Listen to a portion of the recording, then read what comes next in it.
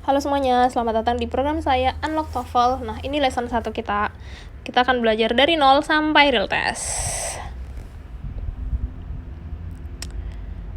Yang pertama adalah subject dan verb agreement. Jadi dalam bahasa Inggris, untuk membentuk satu kalimat yang sempurna, cukup dengan subject dan verb. Subject dan verb cukup untuk membentuk suatu kalimat yang sempurna. Contoh-contoh subjek itu ada subject pronoun, misalnya I, you, they, we, she, he, it, my mom, my teacher, a president, my cat, my dog, dan lain-lainnya. Contoh verb ada to be, misalnya is, am, are, atau was, atau were.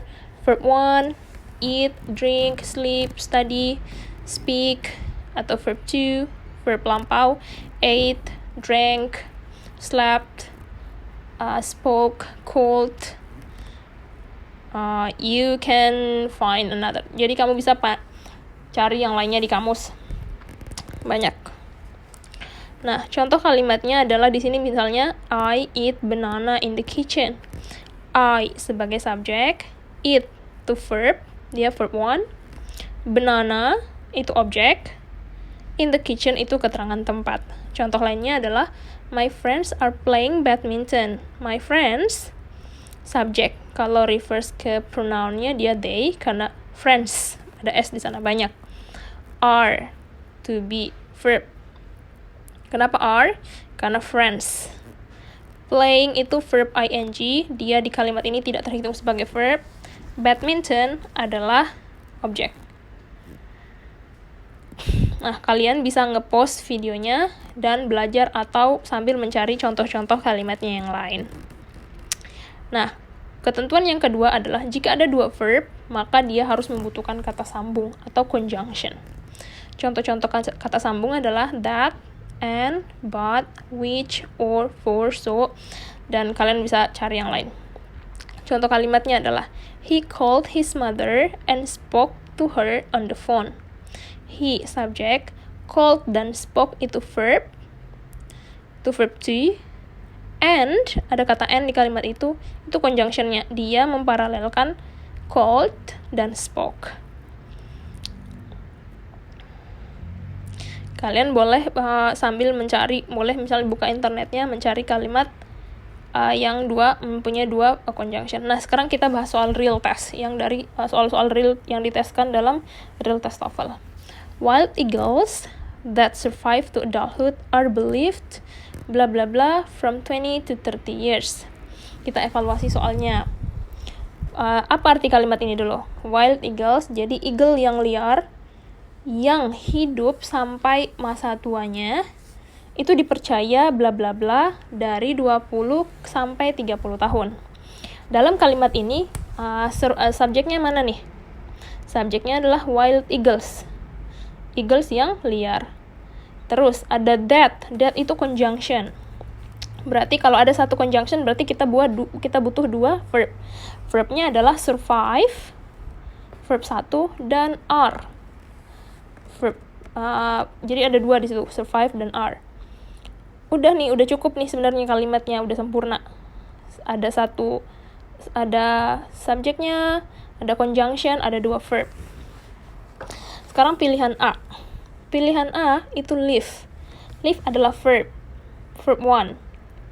Nah, sedangkan di kalimat itu, kalau kita memasukkan verb 1 lagi, berarti kita membutuhkan conjunction satu lagi. Berarti pilihan A itu salah. Karena live itu verb 1. Dan di kalimat itu hanya ada satu conjunction, that. Pilihan B, to live. Nah, pilihan B ini yang paling benar. Karena pilihan B itu tidak mengandung, jadi kalau to live itu dia tidak bisa dihitung sebagai verb. Walaupun di sana ada to, di sana ada live. Pilihan C, they live. They itu subjek, live itu verb. Dia ada subjek verb di situ lagi. Masa tidak mungkin kita memasukkan subjek dan verb lagi ke dalam kalimat itu. Pilihan D ada they're living. They're living ini are believed their living itu lebih ke tidak bisa masuk di kalimat itu. Karena their living ini frase baru. Coba kita sekarang masukin kalimatnya dan dibaca pelan-pelan. Wild eagles that survive to adulthood are believed to live from 20 to 30 years.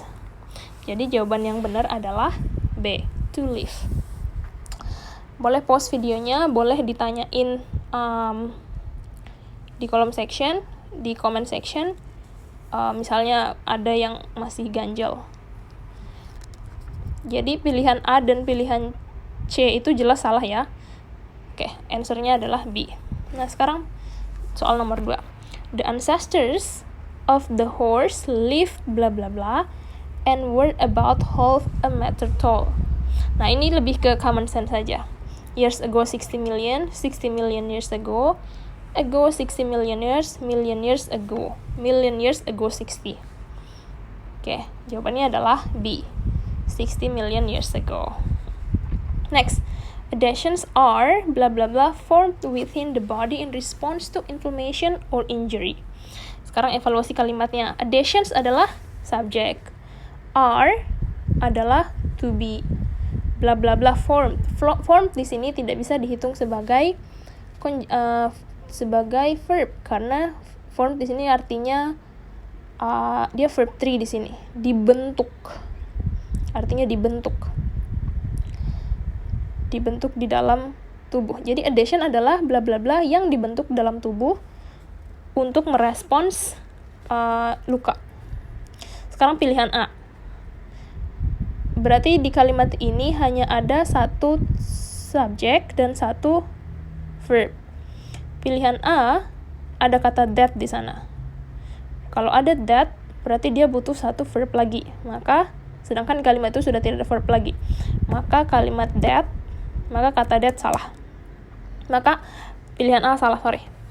Pilihan B, they thin. Nah, ada kata they di sana. They itu malah bentuk subjek baru. Berarti salah. Sekarang C, thin bands of scar tissue. C ini yang paling masuk akal karena tidak ada apa-apa di sana, tidak ada subjek dan tidak ada verb. Pilihan D, thin bands and scar tissue.